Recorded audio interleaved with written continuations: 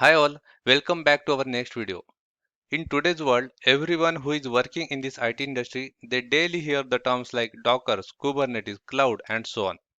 Who don't directly work on these tools and don't have any idea about these things. Now this video is best for them who just want to know what is cloud, Docker and Kubernetes from 10,000 feet. So let me try to give a very rough idea about these three heroes who are making boom in this IT world today.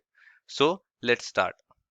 Okay, now in today's world, everyone who is having a big applications, they want to migrate to the microservices architecture. There are so many reasons behind that, but at the end, what they are doing, they are just breaking their big application into the small pieces, and that is nothing but the microservices. Then, why Docker and what is Docker?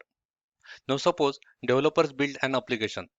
They use their development environment to deploy this application. Now they added all the libraries or all the dependencies and they did all the configuration which is required to deploy this application on their environment.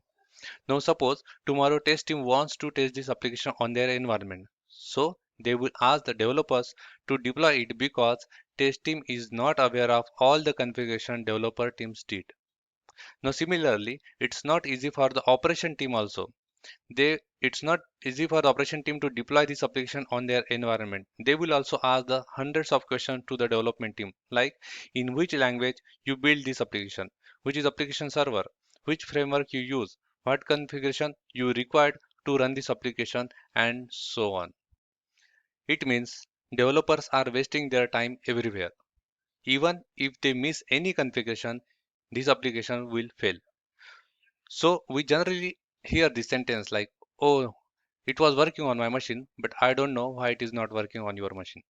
So it's not easy to deploy an application on all the environments. So solution to all these things is Docker. Docker will help us to create an image from your application and now you can just run this image on any environment where you want to deploy your application and it will run with a single command without knowing anything about your application. No one will ask you questions about your application, like in which language you build this application, how to deploy this application, what is application server, what configuration you need, what are the libraries you need, and so on. So Docker will give you an image. No need to do any configuration to deploy it on any environment, and it will definitely run. So Docker will pack everything in one single image which is required to run your application. And then you can run this image on your development server, on test server, your production server, or on the cloud as well without making any changes to this Docker image. Okay, and now you have created Docker image from your application and hand over it to the operation team. Now they run this image and now application is deployed and running fine on their environment. Then what next? Now suppose operation team wants to make sure this application is always running. If load on your application increase or decrease, the number of instances of your application should be increase or decrease automatically. There are also other applications deploying soon and they wants to make sure that it is not impacting the existing applications. If they want to upgrade the version of your application, the application should not be down. So Docker will not help to solve all these things, but it is the next hero, and that is nothing but the Kubernetes. So Kubernetes will provide the complete orchestration of your application. And then what is cloud computing?